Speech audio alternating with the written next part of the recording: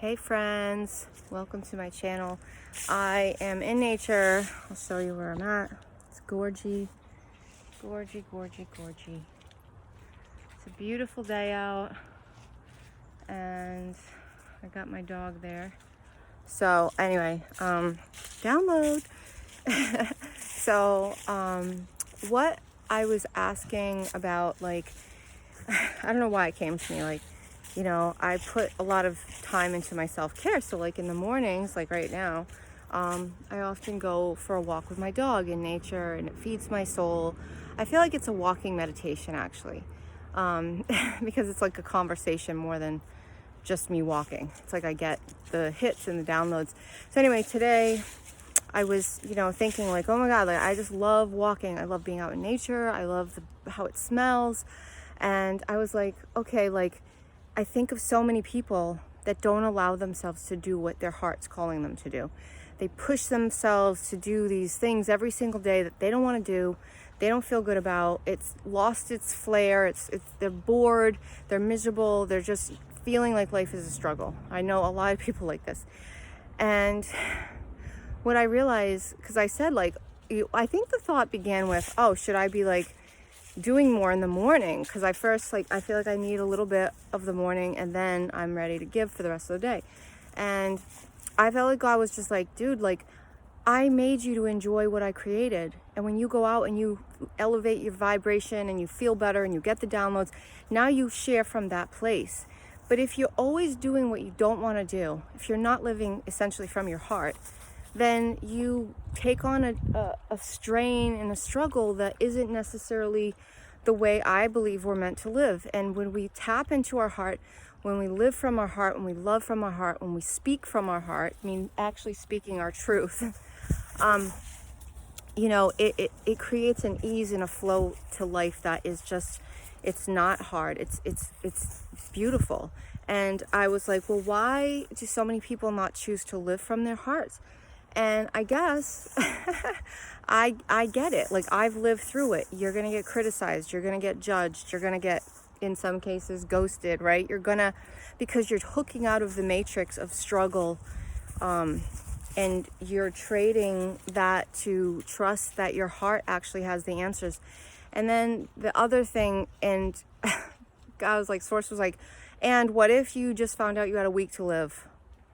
Would you be sad that you're out enjoying nature and taking care of yourself and taking care of your dog and getting the sun? And, and I was like, oh my God, that makes so much sense.